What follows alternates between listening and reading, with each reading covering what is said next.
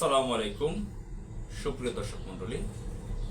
আওয়ামী লীগের কুখ্যাত সন্ত্রাস অ্যাডভোকেট ফজলুর রহমান, যিনি এখন বিএনপি চেয়ারপারসনের উপদেষ্টা, বিএনপির নেতা, নিষিদ্ধ ছাত্রলীগের কেন্দ্রীয় সভাপতিও ছিল, ভারতের দালাল, সে ইদানিং বলেছে তাকে মানুষ ফজু পাগলা বলে।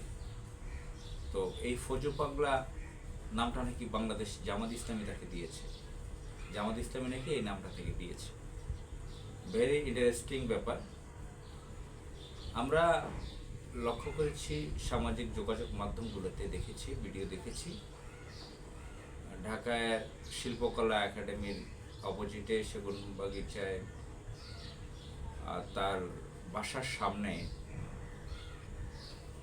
কিছু অতি উৎসাহী যুবক যুবতী তাকে ফজু পাগলা বলে চিৎকার করছে, তাকে বাসা থেকে নামতে বলতেছে। এটা এক ধরনের মব। তো ব্যক্তিগতভাবে এই ধরনের মব আমি পছন্দ করি না, কারো বাসায় যে এভাবে করাটা, আমি এগুলো পছন্দ করি না। তো এখন সেটা ভিন্ন কথা, পছন্দ করি না। এখন এই যে অ্যাডভোকেট ফজলুর রহমান, আপনারা চিনেন যে সে দীর্ঘদিন যাবৎ মারাত্মক লেভেলের উল্টাপাল্টা কথা বলে আসছে। তাকে বিএনপি এতদিন নোটিশ করে নেয়, বহিষ্কার করে নেয়। সম্প্রতি তাকে নোটিশ করেছে, আমরা নোটিশটি পরে দেখিনি। তো এনসিপির যারা ছাত্রনেতা আছে, জুলাই যাদের ভূমিকা ছিল জুলাই বিপ্লবে, তাদের সম্পর্কে বাজে মন্তব্য করার কারণে নাকি এই নোটিশটা দেওয়া হয়েছে। তো এতদিন পরে তাকে এই নোটিশটা দেওয়া হয়েছে। তো এতে মনে পড়লো এই কাদের সিদ্দিকীর বড় ভাই লতিফ সিদ্দিকীর কথা। লতিফ সিদ্দিকী পাট ও বস্ত্র, সম্ভবত বস্ত্রমন্ত্রী ছিল, পাট ও বস্ত্রমন্ত্রী সম্ভবত অবৈধ আওয়ামী লীগ সরকারের সময়।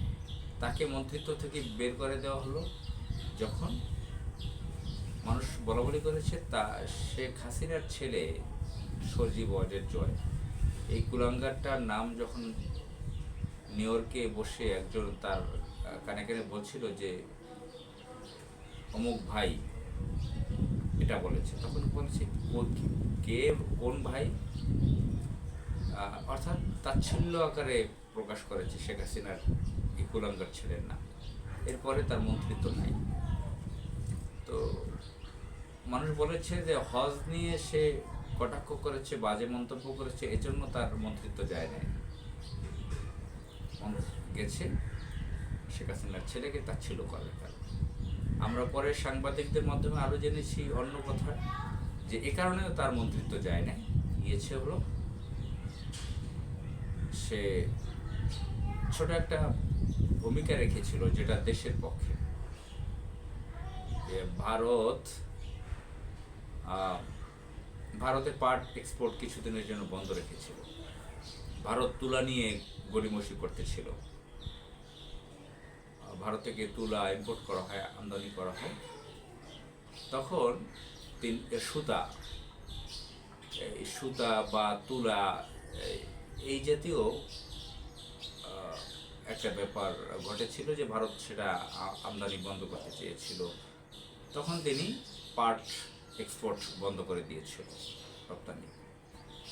তো এ কারণে নাকি তাকে মন্ত্রিত্ব থেকে বের করে দেওয়া হয়। এখন এই যে ফজু পাগলা নামে অ্যাডভোকেট ফজলুর রহমান, তাকে বিএনপি নোটিশ করলো কখন? যখন সে বলেছে জামাত ইসলামী কালো শক্তি শেখ হাসিনাকে উৎখাত করেছে, কোট আনকোট। এই কথাটা বিএনপির লোকজন সহ্য করতে পারে না। অর্থাৎ এখানে জামাত ইসলামের পক্ষে ক্রেডিটটা চলে যায়, যে জুলাই বিপ্লবটা যে এমনিতেই মানুষ বলাবলি করে এবং বাস্তবে যেটা ঘটেছেও, জামাত ইসলামের এটা বড় একটা ভূমিকা আছে। জামাত ইসলামের ছাত্র শিবিরের এটা সারা বিশ্ববাসী জানে, আন্তর্জাতিক মিডিয়া জানে, দেশের মানুষ জানে। এটা নিয়ে বিএনপি এমনি ঝামেলা আছে, তারা মাস্তানি সন্ত্রাসী করতেছে। জামাত ইসলামের এই ভূমিকাটা নিয়ে তারাও সমস্যায় আছে, যে আমরা এত শক্তি খাটাচ্ছি, মাস্তানি করতেছি এখন, কিন্তু বিপ্লবটা নাকি জামাতে করেছে, এই কথা তাদের শুনতে হচ্ছে। এখন এই ফজল পাগলা যখন বলেছে জামাত ইসলামের কালো শক্তি হাসিনাকে উৎখাত করেছে ইত্যাদি, তখনই বিএনপির মাথা খারাপ, তাকে একটা নোটিশ করেছে। তো ফজল পাগলা নামটা নাকি জামাত ইসলামী দিয়েছে, যদি নামটা দিয়েও থাকে জামাত ইসলামী একটা মোটামুটি একটা ভালো কাজ করেছে বলে মনে করবো। জামাত ইসলামী দলগতভাবে তো এটা করে না, এটা করা তো করতে পারে না। জামাত ইসলামের যারা অনলাইন অ্যাক্টিভিস্ট আছে তাকে হয়তো বলেছে, আমি জানি না, আর হয়তো নাও হতে পারে। জামাত ইসলামের তো এই অভদ্র কাজ করার কথা না, ইসলামে তো এই ধরনের কাজ নেই। ভালো বলতে বুঝিয়েছি, এ ধরনের একজন পাগলাটে মানুষ কি বলতে পারে মানুষকে? সে তো ভারতের দালাল, বিয়েও করেছে হিন্দু নারীকে। এখন সে নোটিশ দেওয়ার পর আরও ক্ষিপ্ত হয়েছে, মারাত্মক লেভেলে ক্ষিপ্ত হয়েছে জামাত ইসলামের প্রতি, ইসলামিস্টদের প্রতি। সে মনে করছে এখন জামাত ইসলামের বিরুদ্ধে কথা বললে, ইসলামিস্টদের বিরুদ্ধে কথা বললে ভারত আমার পক্ষে থাকবে, বাংলাদেশে বাম রাম যারা আছে ভারতের দালাল সবাই আমার পক্ষে থাকবে। তো সে আওয়ামী লীগের প্রতিনিধিত্ব করতেছে বর্তমানে। এটা বাংলাদেশের দুশ্মন, তাকে গ্রেফতার করে বিচারের আওতায় আনা উচিত বলে আমি মনে করি। আসসালামু আলাইকুম।